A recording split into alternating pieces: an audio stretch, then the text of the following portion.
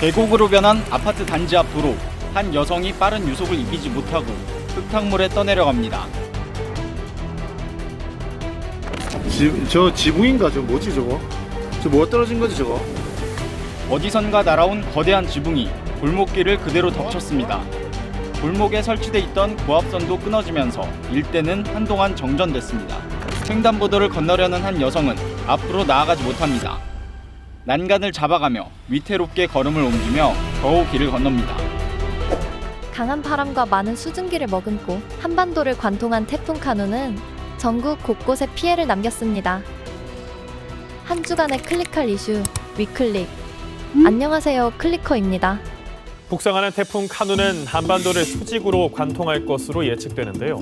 태풍 카눈은 1951년 태풍 경로 관측 이래 최초로 한반도를 관통한 태풍인데요. 전북 모든 지역은 영향권에 들어 태풍 피해를 입었습니다. 기차를 탈선시킬 수 있을 만큼 강한 바람이 불면서 열차 운행이 차질을 빚었습니다. 새만금 스카우트 잼버리 야영장에는 다시 곳곳에 물웅덩이가 생겼습니다. 대비를 안 했으면 여기 태풍 때문에 비도 맞았었고 텐트도 날아갔었을 거고. 이런 태풍 카눈보다 전북에 큰 영향을 미쳤던 태풍이 있는데요. 2000년 이후 전북에 큰 피해를 줬던 역대 태풍을 정리해봤습니다. 제15호 태풍 볼라베는 14호 태풍 댐빈과 거의 동시기에 등장했는데요. 저는 정말 이 유턴하는 네. 태풍은 처음 봤습니다. 그래서 떠돌이 태풍이라는 별명까지 생겼는데요. 잠깐, 떠돌이 태풍이라고요? 그러나 세력이 커진 볼라벤이 소형인 덴빈을 끌어당기면서 결국 한반도까지 올라오게 됩니다. 전북에선 태풍 댐빈과 볼라벤으로 인해 새만금에 200mm가 넘는 비가 내렸고 5명이 숨지거나 실종됐으며 1000억 원이 넘는 재산 피해가 났습니다. 강력한 기세를 뿜으며 올라오고 있는 태풍 매미 소식 다시 알아본다.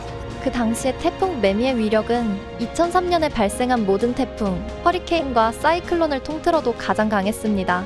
9월 추석 연휴 기간에 일어난 가을 태풍으로 한가위의 악몽을 보여줬는데요. 태풍 매미는 전북에 상륙하진 않았지만 강한 세력을 유지한 채 경남을 지나면서 주택 46채가 파손되는 등 전북에 큰 피해를 남겼습니다.